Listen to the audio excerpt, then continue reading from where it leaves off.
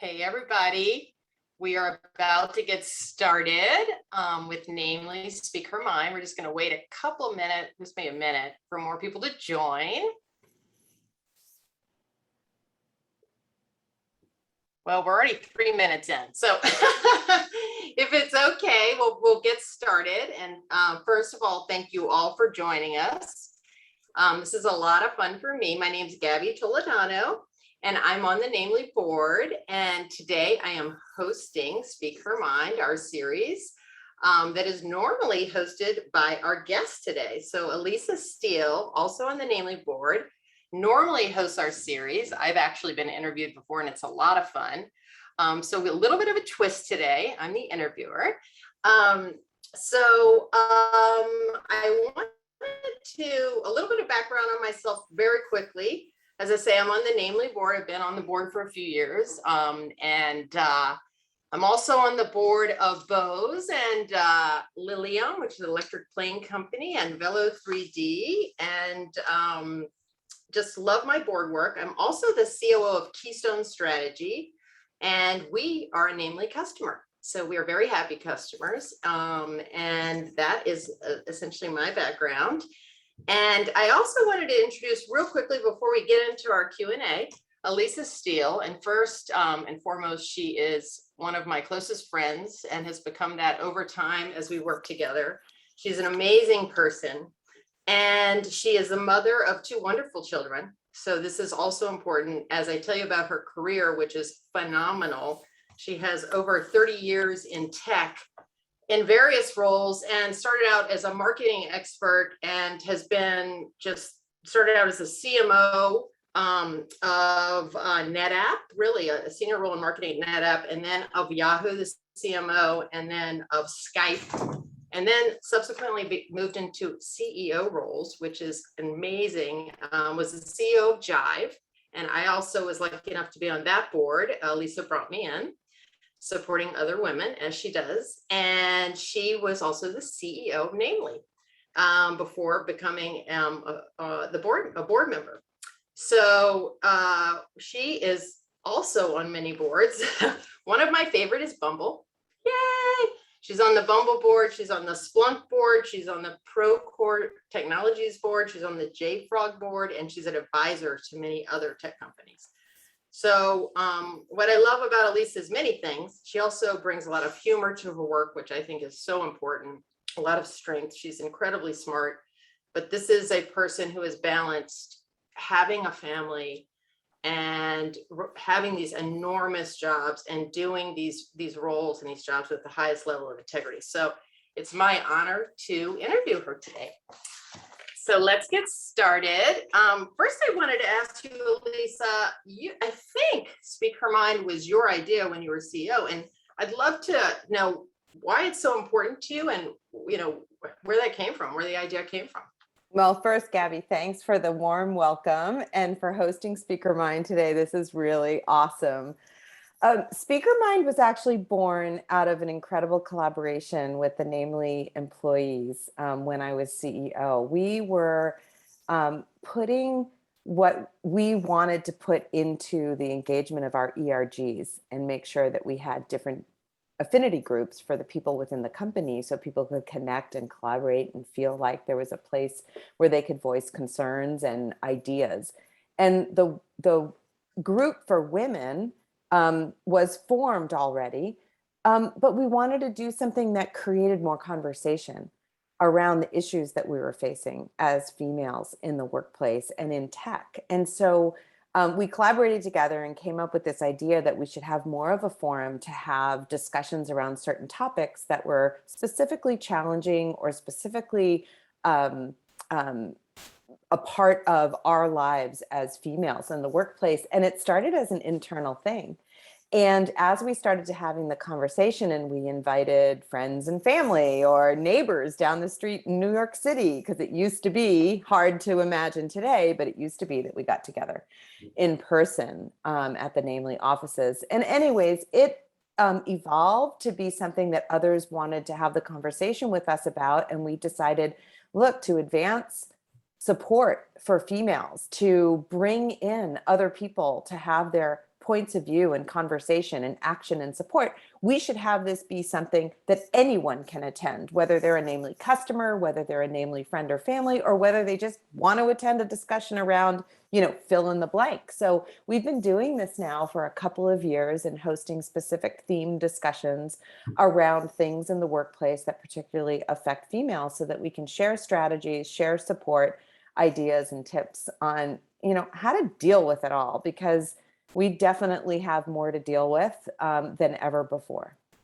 That's awesome. I think what's so unique is you as the CEO you were hosting these in every occasion, and now you still host them as the chair of the board. I just think it's phenomenal and very unique. Well, thank you. And the team is unique. So the team behind SpeakHer Mind is a group of women, and one of the guys at Namely was the person to come up with the name of the program, which we absolutely loved, where he said, you should have a forum where you can speak your mind. And then we decided Speak Her Mind was the way to go. But regardless, it's the team behind this program that makes it happen, every quarter, or, the schedule that we have.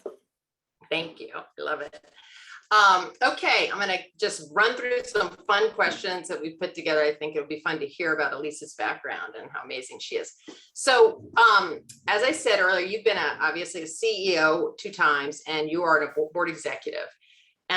Is this something that evolved, or has this also always been a goal for you? In other words, how did it evolve, and how did you think about your career and get to that place? I think like most women, every plan we have isn't exactly how life goes. And so that was for me as well. I mean, when I first started out, I had no idea what I wanted to do. I just knew the most important thing for me to do was to create financial independence for myself. And, I feel that way today, that women who can create financial independence create choices in their lives. And choices means freedom of what you want to do and what you want to pursue in the future. And so I started out in sales because that was the way that I thought I could make some money and be independent and get a paycheck. And there was no gray area of what performance looked like. It was like you got a quota, you either met it or exceeded it, and then you got money. That's what I needed to do, is figure out, how do I make sure I'm independent and I'm not going to have to rely on anybody to pay my bills. And so that was really, I didn't have career aspirations. I had more aspirations of independence. And then it led to all of these other jobs that you generously, listed off in the introduction. And each one of them has, taught me something very unique or special. And I didn't have ambitions to be a CEO.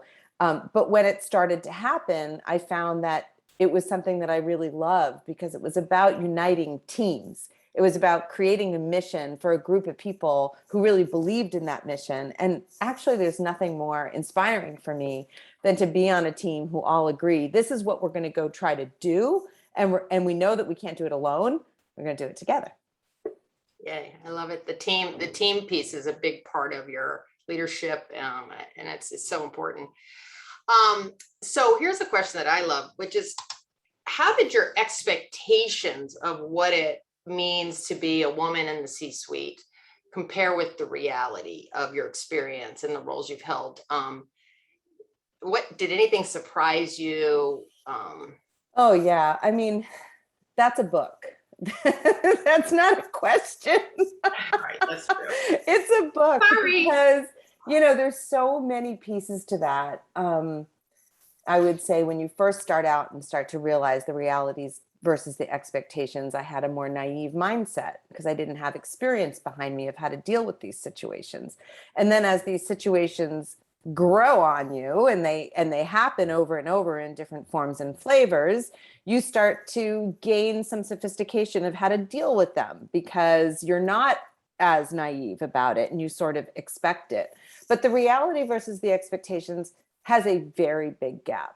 And I think earlier in my career, when I started figuring out, oh my gosh, like this do-it-all thing is a joke. Work-life balance is a joke. I've got 2 kids at home. I have a global job.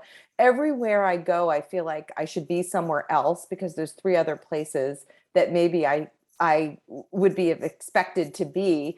How do you feel successful? And so I think that was the first phase of me figuring out expectations versus reality as well. Like, how do I wake up every day and not feel like I'm failing? And then the second wave of expectations was really different for me. And it was after I became a CEO and I sort of learned that there was a lot of positive power in being able to help other women who were younger in their careers, who were facing that gap, who had the naivete I had 10 or 15 years before that. And I could sort of intercept that and create maybe a better opportunity or a better way for them to deal with it. And that's been really rewarding for me, because as much as it's wonderful to have sponsorship and mentorship from men and women, truly, it's only another woman who can really understand and has been there and has experienced it. So you have a unique ability to help. Well, you've really walked the talk, and unfortunately, not everyone does that, and you absolutely have. So thank you for that. You've done it with many women that you've supported along the way. So what do you think are the biggest challenges that women face in the workplace? Working in still a male-dominated industry, certainly tech is. I mean, what do you think what are the greatest complexities you might have faced, or the biggest challenges that women face? You sort of referenced it, but. Yeah, I mean, honestly, I feel like today it's probably, I don't know if it's 2, 4, or tenfold from when I was sort of in my operational roles as a CEO or in the C-suite, because on top of all the biases, on top of all the obstacles for females advancing their careers, now we have a global pandemic, and now we have, it seems like every other day, some kind of environmental issue that's stopping kind of business as usual. And, it's just sort of piling on. And imagining, young moms or mid-career, with teenage kids at home, trying to deal with all of this on Zoom. So, am I an expert at this? No, I've been through my career and the challenges, prior to the pandemic, and can talk about that. I think the most important thing is honestly being good colleagues and supporting and driving relationships inside your company with your customers and your partners. Because when it comes down to it, when I review and think about the answers to the types of questions that you're asking me today, the best stories I can think about is when I was in a trusted relationship with a team, an employee, a customer, somebody I was trying to do a deal with. It comes down to building relationships. And I think building those relationships help all of us succeed. You get things done easier. You have more ability to work through conflict. You can share, issues and problems and come up with, suggested answers or action together. So I think that's really, really important. And even though we have more obstacles to do that today, every single change I made in my career or promotion or advancement, I can look back and name 1, 2, 3 key relationships who actually made it happen. I remember the first time walking into the boardroom as a CEO,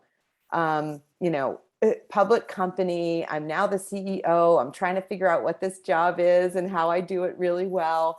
And one of the things, of course, I noticed in the boardroom was there wasn't enough female representation. And I was in a place in my career where I could change it. Like, I didn't have to go to someone and ask permission. I could just change it and say, this is what we need. And that was really empowering and actually quite amazing. And as you know, because you were the first person I went to, and I went to you because, for several reasons. It wasn't just because you were a female. It was because we didn't have representation in the room of what I think is one of the most important jobs in the C-suite, and that's the head of HR. How do you manage a company if you don't know how to maximize empowering your people to be the best they could be? So how could you have a boardroom without a fantastic CHRO? It didn't make any sense to me. So then you joined the board, and that was a specific added value that I think not just I saw, but after you joined, now the board could see that. Yeah. And as I think you're a trailblazer there. I really do. People would contact me early on and say, how did you, as a CHRO, get on boards like this so early? And now it's much more of a norm. Sorry, I have a gardener out front. There's nothing I can do. That's but life, you right? really, That's life. there, but you were a trailblazer there. You really were, and those things make a huge difference. And now there are many, many more CHROs on boards and running comp committees, and it's an obvious thing to do. So thank you for leading the way there. I love it. I could just talk forever. So I have a funny question, and I ask this because I have felt this. Have you ever felt imposter syndrome on your career journey?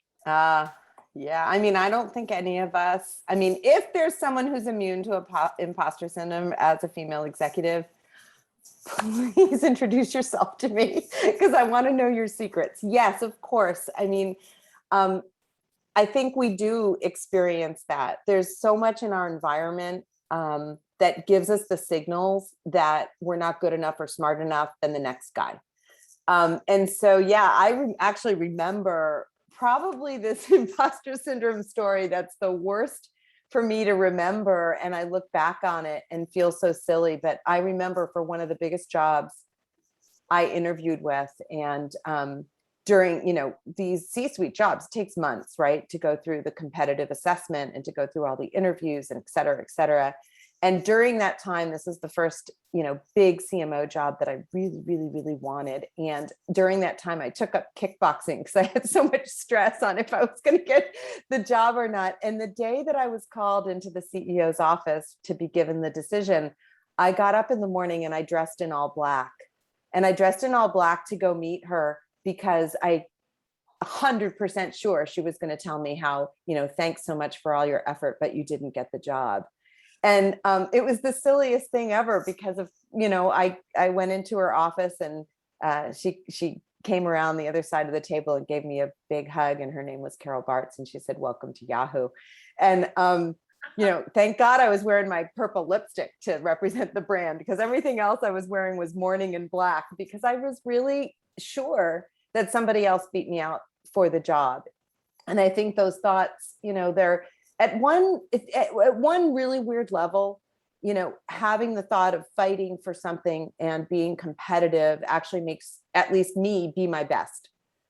But on the other hand, having so much fear or so much worry that somebody else is better than you is just, it's not healthy. So yeah, imposter syndrome happens to us all. And I think, I'll take the opportunity to say, during those times where you're feeling that you're not as adequate or competent, or that somebody else is, the best thing to do is, back to those trusted relationships, is to reach out to the people who know you and get the feedback and build the confidence so that you can really showcase your confidence as you're going along. Whatever journey you've selected is right for you. And I also think that if you've experienced imposter syndrome, then you have the skills and understanding of when you see it in others. And when you see it in others, try to shake it out. Like, go ahead and, bump into that female, whether it's bump in on Zoom or bump in with a cell phone call and say, "Hey, I saw you were going for XYZ job, or I saw you do this presentation, and I want to give you some feedback to tell you what you truly, genuinely thought was fantastic." It makes somebody's day. It changes how you approach the next thing on your calendar. Yeah, it's so great. I love it. It's again, the fear and all of those things, which so many of us have experienced, and thinking we're failing or we're going to fail. But there's such greatness in that balance of humility, which you have, right? That humility is so important to retain. At the same time, that sense of confidence, right? And that presence. So I believe, my sense is you've done that extremely well. But humility and combined kindness, what you're saying is look after each other, support each other. I'm hearing that theme, and it really.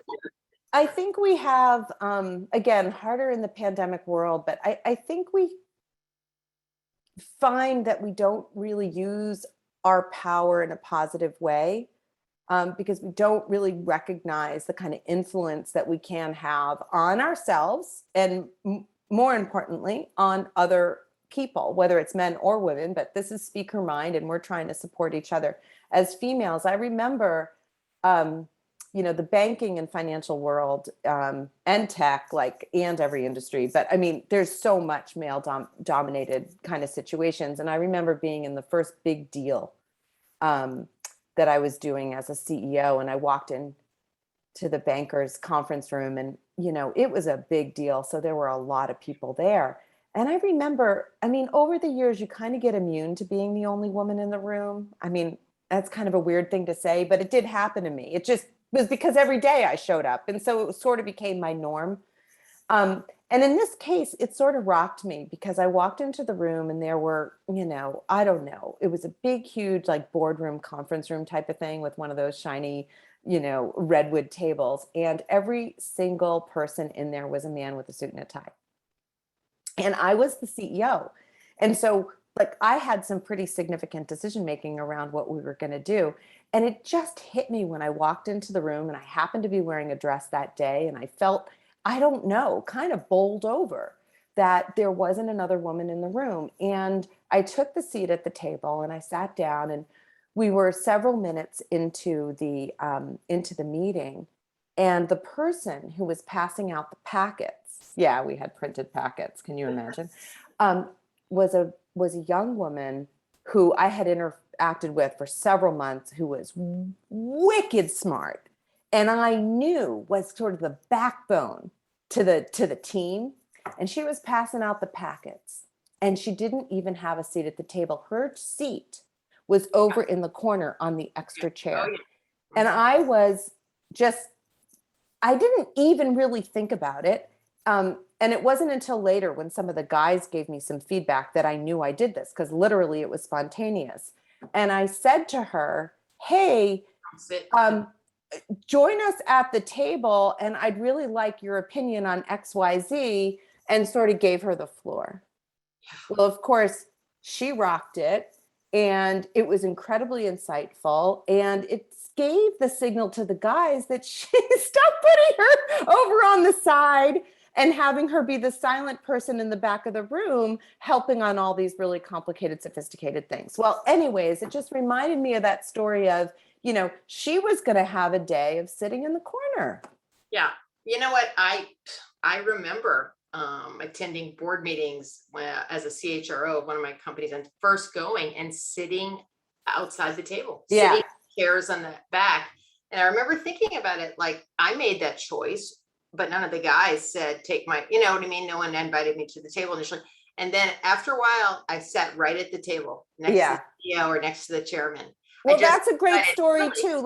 It's great to have an advocate or sponsor in the room who says, hey, Gabby, come on over and sit at the table. It changes the dynamics in the room, but it's even better that no one said it and you did it anyways. So I think that's a huge lesson. And one thing we'll point out on Speaker Mind is take your virtual seat at the table. And if there's a way that you feel like you can't do it without creating too much awkwardness, ask someone to do it for you. If someone had asked me to do that, honestly, I would have felt bad. Why didn't I do it? Just do it because it was the right thing to do. Well, anyways, these spontaneous things have taught me that don't just do it spontaneously. Actually really think about, how do you help and how do you make a fair, even playing field in the boardroom, in the C-suite, in the room, so that anybody can share their ideas. And in a good way, I think actually the pandemic has given us a bit more of the ability to have a fair and even playing field, because look at Zoom. Everybody's face is right there. And so, what's turned out to be, so many, sad and negative things about the pandemic, there's an opportunity to use your voice, your presence, your seat in Zoom to actually be more than you could be in the physical world. Take advantage of that. Oh, that's a good point. That's a good point. I think people have, in some cases, more comfort speaking up in this setting than in that room where there's physical intimidation and majority, minority sort of effect. So I love it. But let's talk about balance, or for lack of better words, work-life balance. And my question is whether you have felt it's really achievable at the C-suite level, I mean, is it real? Is it possible to achieve? Do you have any experience you can share that would be helpful to us? Yeah, I mean, look, I have a really strong opinion in this. I think balance is bullshit. I don't think any of us are going to have balance in our lives with all the things we want to accomplish. I've been in these different jobs, raised two children, had a family, have elderly parents, all of these different things in your life that you have to do. And, I alluded to this before, but there were several years, many years, where I felt like every day I woke up or every night I went to sleep and went, oh, I just didn't get it all done today. And I just got to get up tomorrow and feel the same way, like I didn't get it all done. And no matter what I did that day, even if it was something really cool and maybe even amazing, I still felt like a failure. And it wasn't until I had this, pretty major aha in my life that it was a paradigm shift that I needed to make, that this wasn't the world putting it on me. It was me putting it on me. So I can control me. I can't control the world. And my team at that time helped me see it, because a situation happened that sort of pulled back the curtain, and made me, not against my will, vulnerable in front of the team. And I got a ton of feedback that said, "Oh, Lisa, like, thanks for being real today." And I realized, oh, wait a minute. I don't have to fake it. I don't have to pretend everything is perfect. Actually, what I need to do is realize what's important to me and prioritize. So I would replace the word balance with priorities and say, define your priorities, make them clear to yourself, and then work on those. And if they're not on the list, don't go to bed feeling like a failure because you didn't do X, Y, or Z that someone else thought was your priority. You go to bed feeling like you accomplished something because you defined your priorities. Someday that priority might be, I've got to travel on the other side of the world and do this thing for work. Or I have to be in a 3-day offsite for my boss and, deliver some great, content. Or it could be, it's my kid's first day of school and I need to be there. Or I committed to being, the mom who would participate or the parent who would participate in something that the school needs. Like, make your priorities really clear and integrate your life. And this didn't happen to me, by the way, until I was 40 something, and I'm 50 something now. So I've only had a few years of, feeling a little bit better about this, because now that my paradigm is, what are my priorities and am I getting them done? I can feel successful or not successful based on my own scorecard, not somebody else's. So I think this work-life balance thing is bullshit. And I think that your work life is your life. And so make it so that those priorities add up for your whole integrated self, not just one piece of your life. Right. I mean, there's so many threads to that. It's sort of, think about your personal values, early in your life, if possible, and really explore that. And then you can help, determine your priorities in your life. And if it's, and when it is your children or your partner or your pets or whatever it may be, and try to be in a position where you can manage that. It is harder when you're not in the top job, which I know you recognize completely. It is harder. It is harder. And one of the things I learned the hard way with my own kids, if you're a mom, is I wasn't really honest with them about my priorities, because I wanted them to always feel like they were number one. And they were number one in life in general, but sometimes I wasn't home. And the action of not being home kind of communicated to them maybe that they weren't number one. So sitting down and talking with the kids about how you're approaching all of these different things is really, really important. I learned that the hard way. Very young age, these kids know what's going on. They see mom pulling their, hair out at every end, trying to make this all happen. And so talking to the kids about how you're approaching it helps get them to understand and to be a part of it. And again, here's a really kind of cool thing about Zoom. You can bring your kid in and say, this is what I do. Here's who I talk to. Whereas before you had to physically get them in the car and take them over to your work. And sometimes that was acceptable and sometimes it wasn't. And now it's more acceptable. So opening up that integrated life on both sides, making sure your work colleagues know what you're dealing with, and making sure your family unit, however that family unit is made up, really understands what you're trying to do. Yeah, that, you know what, that is excellent advice. And that was something that really turned things in my family, right? Talking to my husband and explaining, just sort of talking through the schedule, if you will, and in advance, and figuring out ways to communicate. And also your children, very early on, explaining to them exactly what's going on. They get it. But it is true. I myself have had regrets about being distracted on my phone, doing emails, literally while my kids are talking to me. So there are little things that I look back and say, damn, I wish I had looked at these things and prioritized more clearly in my head. And my values have become much more clear as I've aged, and it's so important, particularly right now, as people feel burned out on Zoom and they're finding themselves in 12-hour days. You have to carve out your lunch time, break time, your work time. And if you're in an employer that doesn't allow those carve outs, then it's not for you. I think you've hit on something that is so important, which is, I think the title of this talk is The Journey to the C-Suite. We're not all in the C-Suite, but the demands are still there, whether you're in that type of job or you have aspirations to be in that type of job. And by the way, it's even harder when you have the aspirations because you're trying to show that you can get there. So, I would come back to the priorities discussion and say, be kind of hard on yourself on what your priorities truly are for this year, for this quarter, for this month, for this day. And then when you break it down like that and you do it as an integrated plan, not I have a work plan over here and I have a life plan over here. I have an integrated plan. You become more empowered to drive that plan because you've been really honest with yourself. And this environment of, not being able to really go anywhere, you definitely want to identify those priorities because these days can go by and you can just feel really weary. Yeah.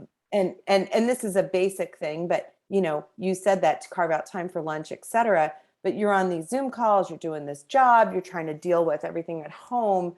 I found that doing walk and talks, getting your earbuds on and walking outside of the house, and talking does two things. One, it obviously moves your body, and that's really important. The other thing it does in a very surprising way is it gives you focus. Because even though you're walking, you are talking to a person. And now you are actually listening and hearing and engaging. When being at this screen, it's actually really hard. We're women, we multitask. We like to get a lot done in 1 hour, not just one thing done in 1 hour. And so you're distracted. You're working on all of these different things at the same time. And I think our relationships are suffering because of that, because we're not fully in it.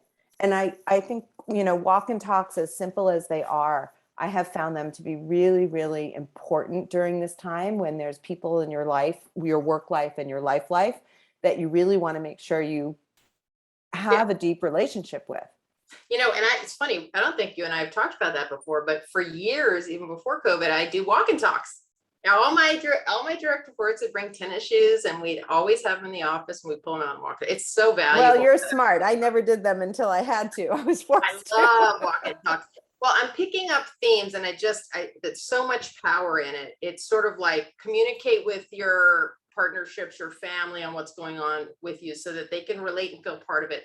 And I would add, do that same thing with your team. Like, for example, when I was head of HR at Tesla, it was a tough time and a hard job. I had the most incredible team, and you keep bringing up team and team and your infrastructure, your community around you is a theme, Lisa, that I'm really feeling with you, and the importance of having that support.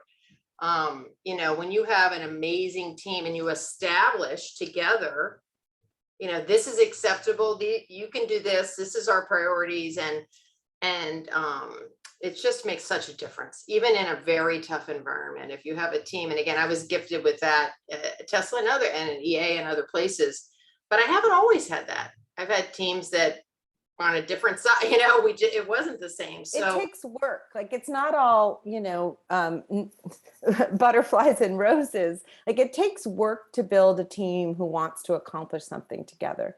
It takes time, it takes work, it takes commitment, all of those things. And I would say in my younger years, when, I was referencing I wanted to be independent, that was really my focus. And that independent attitude was probably also a part of how I showed up at work. I was a sales rep and, I was independent on how I met my quota. But what I learned along the way, and I think what led me to these other jobs, is when you're a sales rep and you're out talking to customers, to sell something, they want you to solve a problem. And sometimes that problem is like, oh, my product solves that problem, and this is how much it costs. But that's not how sales works. Your customer gives you all their problems they want you to solve, and some are easy and some are hard. And some require the company to do something different. Maybe you need a new feature in the product, so you want to talk to engineering.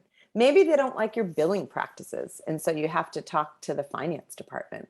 Maybe they want to know what your stance is on ESG and giving back, and how much of your profits you give back to the community and to the world. And so therefore you have to talk to those in the C-suite who are making those decisions. So there's like this list of things customers want from you, and none of them, well, much of it you don't control as a sales rep. So what I learned really early on in my 20s was that, to solve these customer problems, I need relationships in all these other organizations. I didn't realize that. I just thought I was going to go out and sell.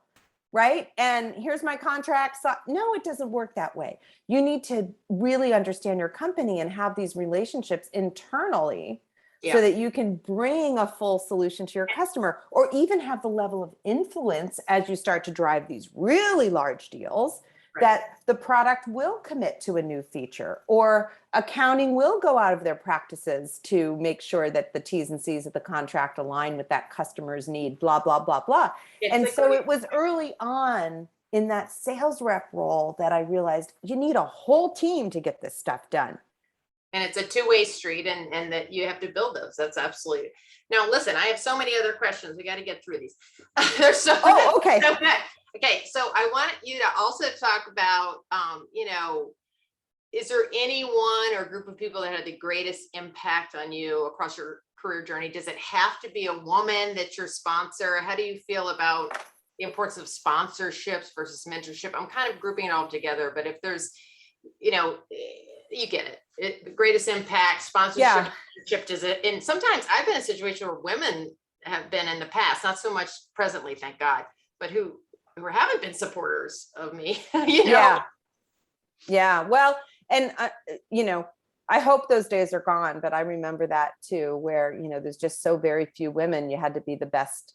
It was a hard time because women weren't accepted really. And so if there was only going to be one, who was it going to be? So that was tough, but I think there is more open acceptance, and even more so collaboration and support between us gals now. And we want to see more of us in every room, from the top to the tech groups to all of it. Like, we need to be everywhere, and we need to influence all of this. And so with that said, again, I could look back at every single advancement, job, promotion, new opportunity, and I can tell you one or two, possibly three, but definitely one or two very specific people who believed in me and who took a chance on me. Because there's not one role that I would tell you, I was hired because of my depth of experience. Of course not. When I got my first CEO role, it was my first CEO role. So who was going to point at me and say, she's a fantastic CEO? Well, I never did it before. And so how come you're picking me?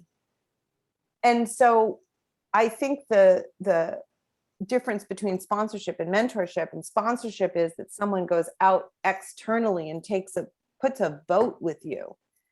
puts a vote with you and says, I want that person, I want that woman to get that opportunity because I know she can do X, Y, Z, whatever it may be. And they stand by you. It's not and they just stand fill by a you in job. hard times. Yeah. And they stand by you in hard times, which is a great point, Gabby.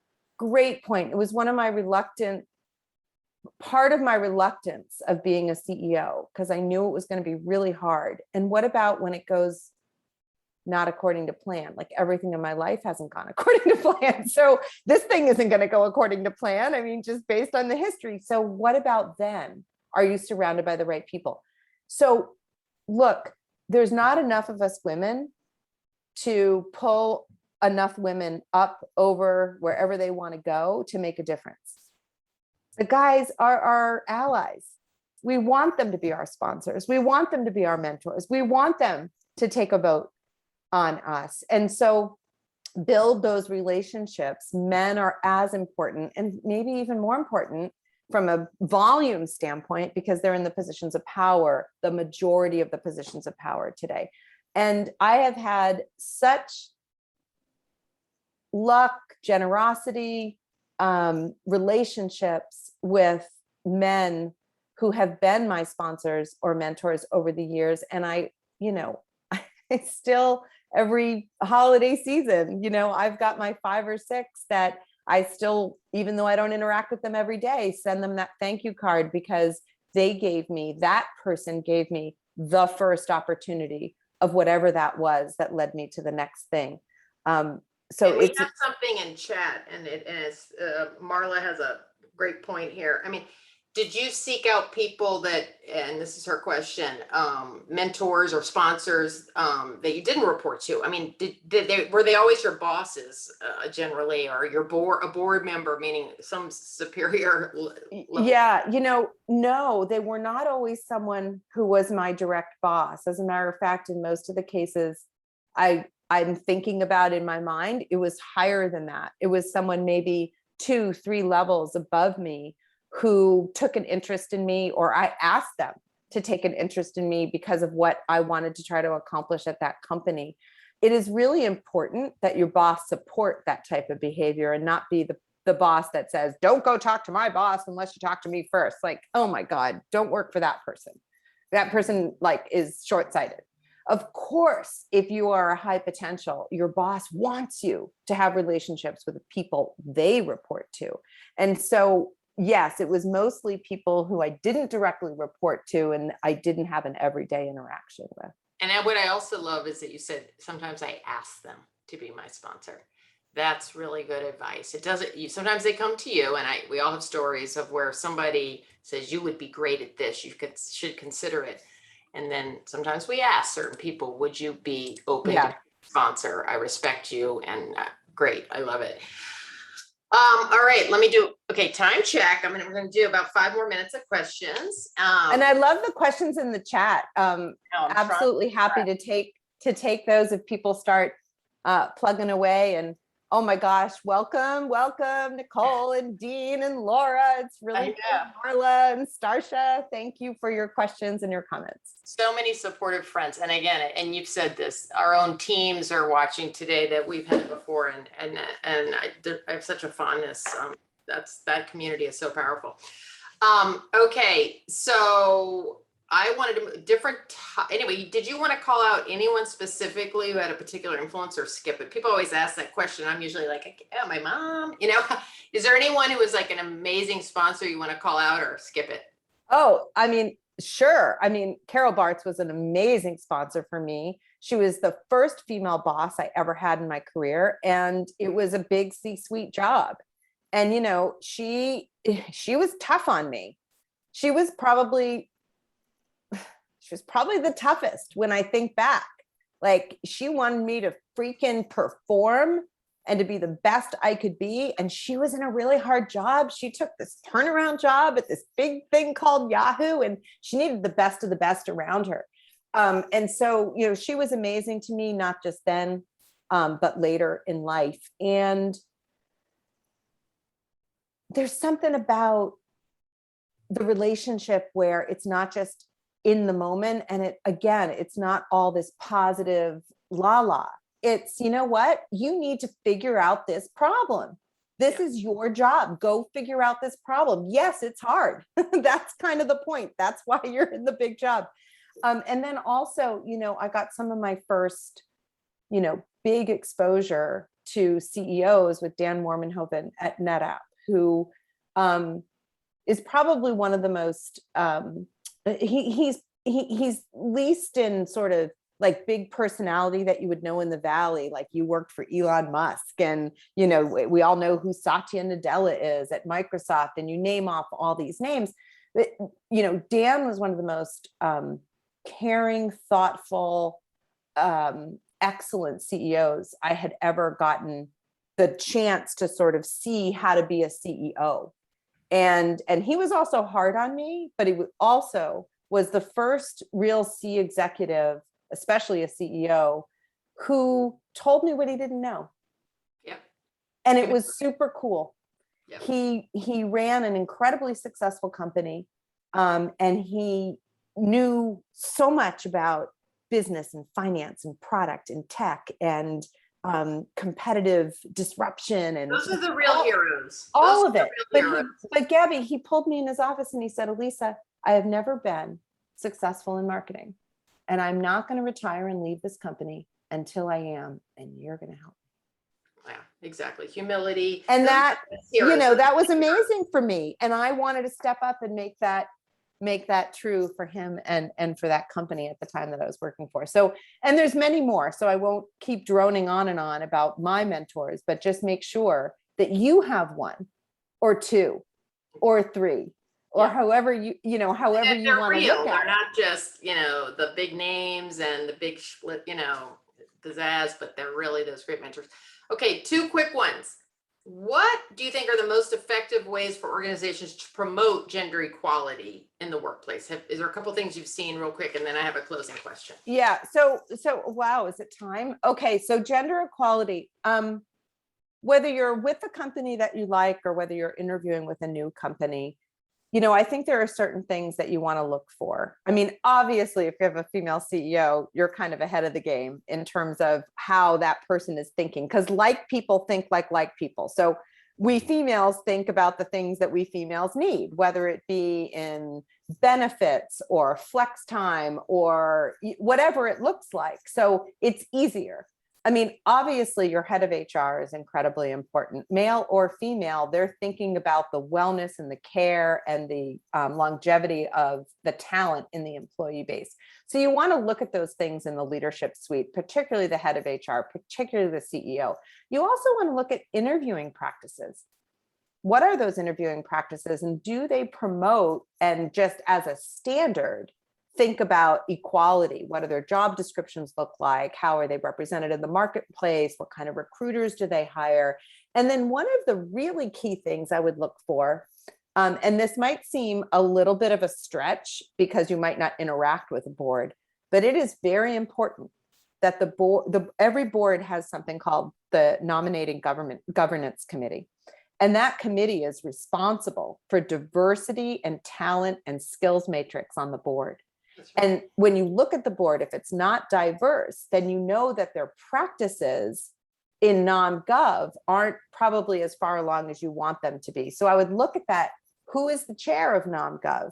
What is that person's profile? Are they a male? Are they a female? Are they white? Are they a person of color? Because that person is going to advocate for hiring, recruiting, and retaining a diverse workforce. So even if you might never interact with that person, knowing who that person is and what their track record will give you a really good indication of what's important to the board and the CEO. Great point. Absolutely spot on. I have a question. I'm going to sneak in from the chat. So Sharon has a great question. Could you share, Elisa, a setback that you faced in your career? Oh, well, yeah. I mean, we all have setbacks, and setbacks are some of our biggest, at least for me, some of our biggest learning opportunities. And then you can look back on them and go, aha, well, that's why I got to figure out how to deal with, whatever it is that you deal with. But, I honestly can think of a lot of setbacks. I had a setback as a first-time CMO when, I didn't see around corners as well as I should have. I had a setback when I was a CEO, and, I had a massive change in my team because it was, a completely different strategy that we were embarking on. And I got, pretty down in the dumps about that and had some dark days because we couldn't quite execute the vision because we didn't have the team in place. And, the stock price reflected that. And that doesn't feel so good. And how do you get over that setback? You realize what you're missing and you go out and figure out how you're going to get it in place so that, if you're going to have another setback, let's hope it's not the same one. have a different lesson next time. So lots of stories there. And frankly, I think it's a great theme for the next Speaker Mind. Yeah. Let's talk about all the setbacks. I do too, because I've had a lot, and I'll join you for that one. And let's do a panel on all the setbacks and what you learned from them. And it takes having your good friends and your loyal community to help you get through them. And you got to make a decision aligned with your values. I've made wrong job decisions and had to pull out fast. These are very, very tough. Leave companies where I'm really happy, but something specific isn't working. Let's do that one next time. So we're going to run a quick poll to find out if any of you on this call would like more information on Namely, because we should do that. That's the right thing to do. And then I'm going to do a closing question with Lisa. And if there are any chat, and if you want to add a last question before we close with my question, I will try to address chat questions or comments. So if you all don't mind, the poll just asks a simple question. Yes, I'd like to learn more, or no, not at this time. So if you don't mind clicking that and adding any questions to chat that any of you have or comments. And so here is my my closing question, Lisa, which is nothing wild and scary. It's just, what advice would you give other women who are looking to become senior leaders or C-level executives? What advice would you give to your younger self?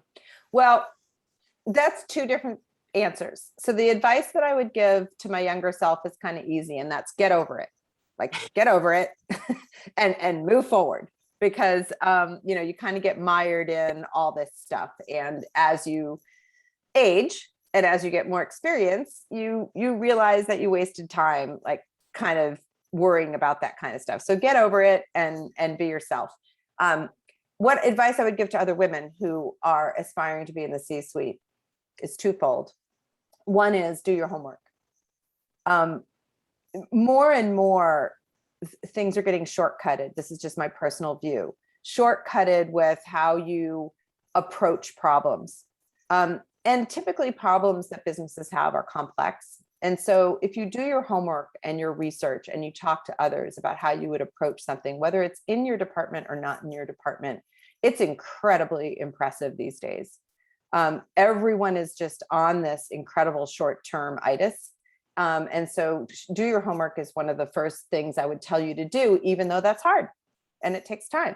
I think it gets rewarded. And then the second piece of advice I would give you is, I've already said in this cast, which is get a sponsor, or 2 or 3, and talk to your sponsors about what you're trying to achieve, and make sure that those sponsors, pick the right sponsors who are motivated and inspired to help you get there, because that's what makes decisions happen. People make decisions, and those people are going to make decisions about you if they know what you're trying to accomplish and believe in you and trust you.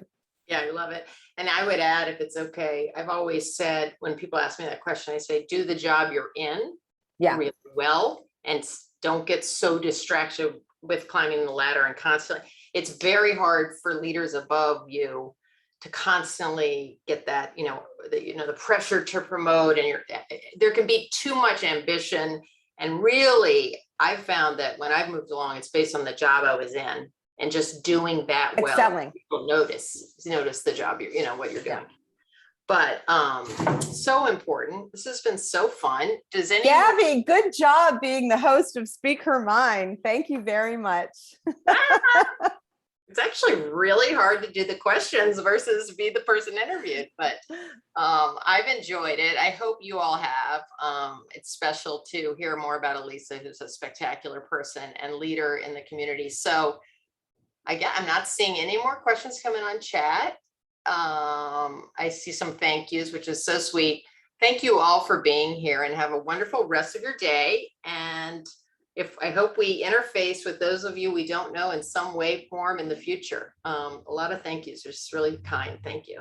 Thanks, Yeah, Elisa. appreciate it. Thanks for having me. Okay, talk to you later. Bye, everybody. Bye.